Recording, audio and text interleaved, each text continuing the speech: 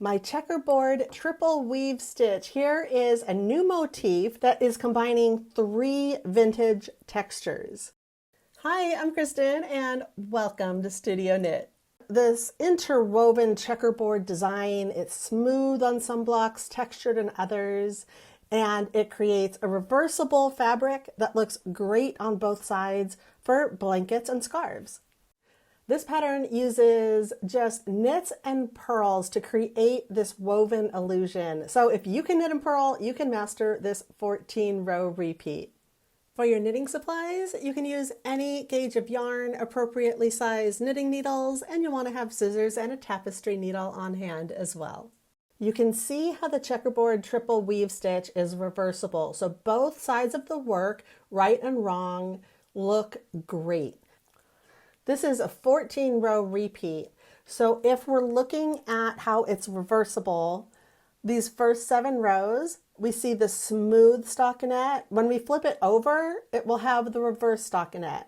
And on both sides is the seed stitch, looking totally identical.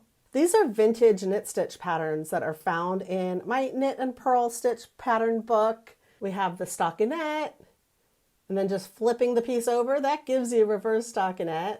And of course, the beloved seed stitch. We're casting on the pattern in multiples of 10 stitches plus 5.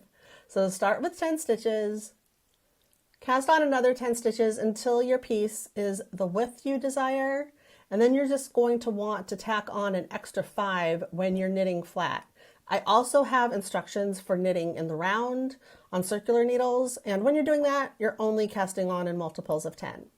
And a little helpful tip, I like to add a little stitch marker. All I do is just create a little slip knot piece of different colored yarn, and that helps denote exactly where those last 5 stitches are at the end of the row. As you can see, there are 14 rows that are simply knit and purl.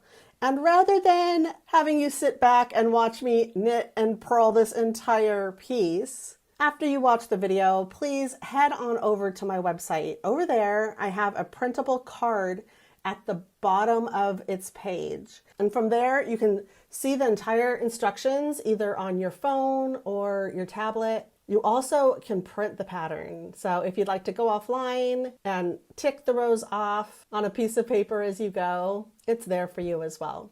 I've also included a knitting pattern chart. This stitch does tend to curl up a little bit because we're using the stockinette stitch. So I find that blocking my piece really helps everything to lay flat.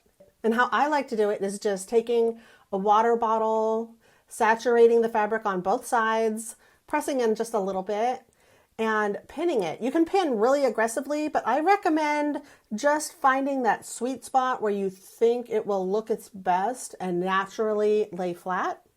And after pinning it to my blocking board, just either keeping it overnight or out in the sun, taking it fresh off, it looks great. I want to share with you that I am working on a blanket pattern with this stitch. So I am embiggening the motif. So instead of the tiny, tiny little squares for a blanket, I thought that they should be a bit larger. So to be notified when that pattern comes out, make sure you're subscribed on YouTube and also on my email list. That's the best way to get all of my freebies. And if you also enjoy designs that look intricate but are actually quite simple to knit, I've created a basket weave playlist for you so that you can see the other basket weave patterns that I have in my collection. My knit stitch pattern book, both printed and digital, is available worldwide. So I'll have a link in the description for you. Go check that out. I hope you enjoy this easy knit stitch pattern.